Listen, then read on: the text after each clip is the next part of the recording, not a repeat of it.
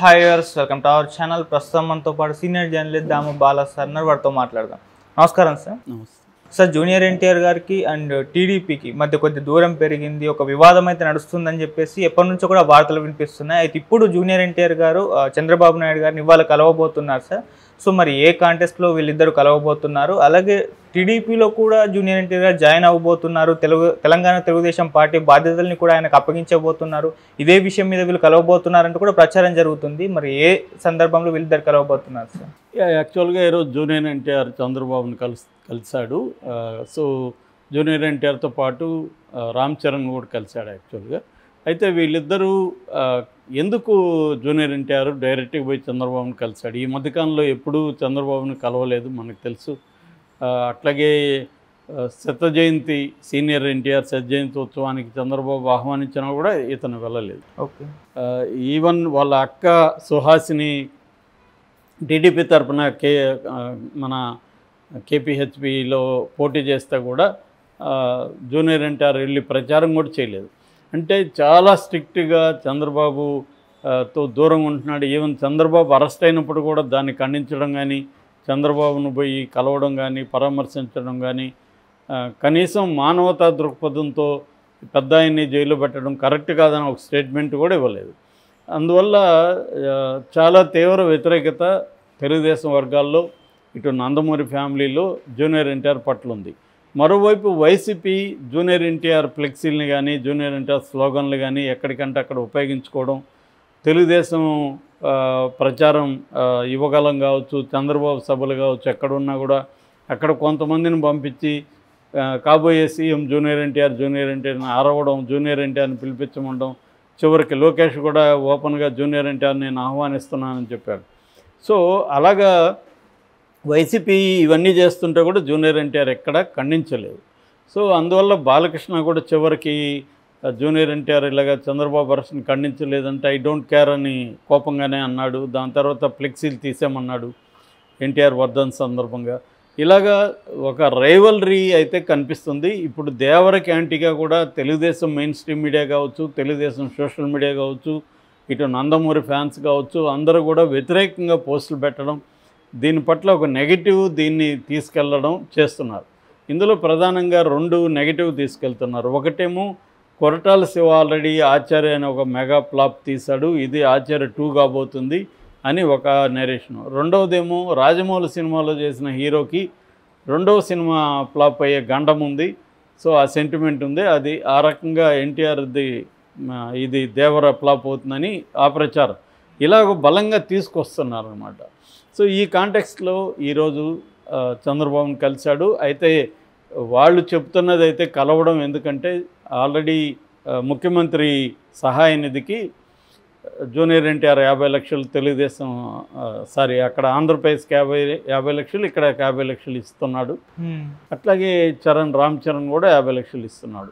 అందుకని వీళ్ళిద్దరూ ప్రత్యక్షంగా వెళ్ళి చెక్ ఇవ్వడానికి అక్కడికి వెళ్ళారు. నిన్న కూడా కొంతమంది సిద్ధు జొన్నలగండ కావచ్చు, లేకపోతే విశ్వక్సేన్ కావచ్చు, వీళ్ళు వెళ్ళి చంద్రబాబుని కలిసి చెక్ ఇచ్చారు. అలాగా ఇద్దామనేది వీళ్ళ ప్లాన్. అంటే తాము ఇచ్చినట్టు కూడా ప్రచారం కూడా కావాలి, అట్లాగే వాళ్ళని చంద్రబాబుని కలిసినట్టు ఉంటుందని ప్లాన్ ఉన్నట్టుగా కనబడుతుంది. అయితే ఇప్పుడు దీన్ని బేస్ చేసుకొని కొత్త కథ ఒకటి బయలుదేరింది. అదేంటంటే ఆల్రెడీ సుహాసినికి ఇప్పుడు చంద్రబాబు రాజ్యసభకు పంపిస్తాడని ఒక టాక్ బయలుదేరింది. అంటే ఆయన నందమూరి పవన్ కళ్యాణ్ని మాత్రమే డిపెండ్ అవ్వకుండా, రేపొద్దున పవన్ కళ్యాణ్ చెప్పలేము కదా, రేపొద్దున ఇప్పుడంటే ఆయనకి కుదరక సైలెంట్గా ఉన్నాడు, రేపొద్దున పవన్ కళ్యాణ్ నాకు సీఎం కావాలి, 2.5 years నేను సీఎంగా ఉంటాను అనొచ్చు. ఇప్పుడు చంద్రబాబు ఉన్నంత వరకు పవన్ కళ్యాణ్ పెద్దగా గొడవకు రాకపోవచ్చు.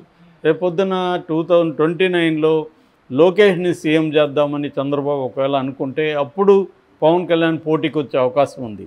సో అందుకని నందమూరి ఫ్యామిలీలో ఆల్టర్నేటివ్గా జూనియర్ ఎన్టీఆర్ని కానీ తెలుగుదేశంలో తీసుకుంటే ఆల్టర్నేటివ్గా మనకు ఉంటాడు అనేది చంద్రబాబు ప్లాన్ అని చెప్తున్నారు. అందుకని ఆంధ్రప్రదేశ్లో మాత్రం లోకేషే ఉంటాడు. తెలంగాణకి కూడా పాజిబిలిటీ ఉంది, ఎందుకంటే ఇప్పుడు బీజేపీతో తెలుగుదేశం కలిసి ఉంది కాబట్టి ఇక్కడ బీఆర్ఎస్ పని ఆల్మోస్ట్ అయిపోయింది. ఇప్పుడు బీజేపీ వర్సెస్ కాంగ్రెస్ ఉంది. రేపొద్దున కాంగ్రెస్ కొద్దిగా వీక్ అయ్యే అవకాశం ఉంది 5 ఏళ్లలో. ఎందుకంటే ప్రజా వ్యతిరేకత కాంగ్రెస్కి ఆల్రెడీ స్టార్ట్ అయింది. కాబట్టి బీజేపీకి ఇక్కడ స్కోప్ ఉంది. అయితే బీజేపీకి ఒక కరిస్మాటిక్ లీడర్ ఎవరు లేరు ఇక్కడ.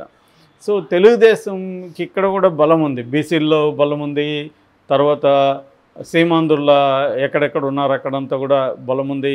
గతంలో తెలుగుదేశంలో ఉన్న నాయకులు అనేక మంది బీఆర్ఎస్లో కాంగ్రెస్లో ఉన్నారు, వాళ్ళందరినీ కూడా మళ్ళీ తెలుగుదేశం లైక్ తీసుకురావచ్చు. ఇవన్నీ జరగాలంటే ఇక్కడ ఒక కరిస్మాటిక్ లీడర్ ఉండాలి. అది జూనియర్ ఎన్టీఆర్ని తెలంగాణకు అప్పగిస్తే, ఎందుకంటే జూనియర్ ఎన్టీఆర్ వాళ్ళ అమ్మ నాన్న ఎక్కడో లేనా తను ఇక్కడే పుట్టాడు కాబట్టి తెలంగాణ ఇటు అని చెప్పుకోవడానికి తనకి ఇది ఉంటుంది.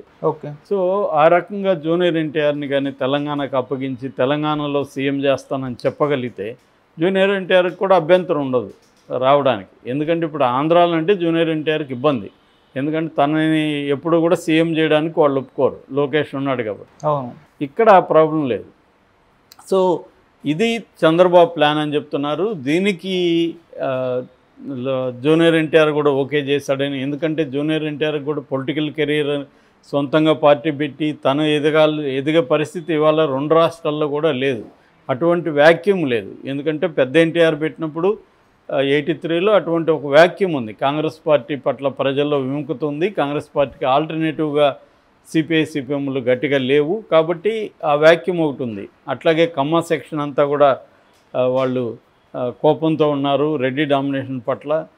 సో వాళ్ళు ఆర్థికంగా ఎదిగినా కూడా పొలిటికల్గా పవర్ అనేది కమ్మ సెక్షన్కి రాకుండా ఉంది. అందుకని వాళ్ళందరూ కూడా ఎన్టీఆర్కి నిలబడ్డారు. రామోజీరావు లాంటాడు ఈనాడు ద్వారా చాలా పెద్ద ఎత్తున ఎన్టీఆర్ గెలుపు కృషి చేశాడు. సో ఇప్పుడు పరిస్థితి అలా లేదు. ఇప్పుడు వచ్చి జూనియర్ ఎన్టీఆర్ పార్టీ పెట్టి నిలబడి వెళ్ళడం అనేది ఇప్పుడు ఈ 10-15 ఏళ్లలో సాధ్యం కాదు. ఆల్రెడీ అతనికి 40 ఏళ్ళు వచ్చాయి. సో కాబట్టి ఇప్పుడు అతను కూడా ఆలోచించాడు, ఇంకా నెక్స్ట్ కూడా ఇక్కడ తెలంగాణలో బీజేపీ గట్టిపడుతుంది తప్ప తగ్గే పరిస్థితి కనిపించలేదు. బీఆర్ఎస్కి హోప్ లేదు ఫ్యూచర్ పట్ల, ఉంటే కాంగ్రెస్ అండ్ ఇదే ఉంది.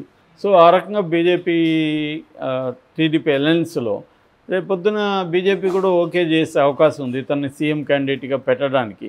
సో ఎందుకంటే ఇప్పుడు మనకు అక్కడ పవన్ కళ్యాణ్ కూడా అలాగే బీజేపీనే పెంచి పోషించి, బీజేపీ లేకపోతే పవన్ కళ్యాణ్కి ఎంత పవర్ వచ్చేది కాదు అక్కడ.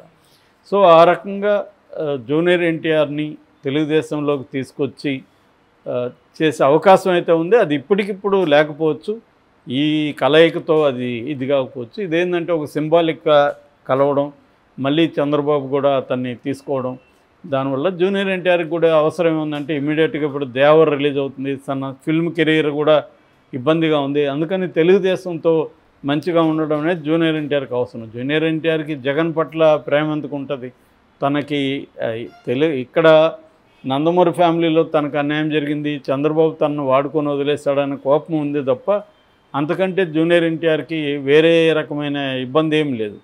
సో ఇవన్నీ రాజకీయాలు అంటేనే ఇవన్నీ ఉంటాయి, దీన్ని డీల్ చేయాలనేది ఈ పార్టీకి జూనియర్ ఎన్టీఆర్కి అర్థమయ్యే ఉంటుంది. అందువల్ల ఇప్పుడు పవన్ కళ్యాణ్ చూసి కూడా జూనియర్ ఎన్టీఆర్ నేర్చుకుంటాడు. అంటే పాలిటిక్స్లో ఎలా ఉండాలి, ఎటువంటి ఎత్తుగడలు వేయాలి, వ్యూహాలు ఎట్లా ఉండాలి అనేది పవన్ కళ్యాణ్ సక్సెస్ అయ్యాడు ఈ 10 ఏళ్ళుగా జాగ్రత్తగా డీల్ చేసుకుని.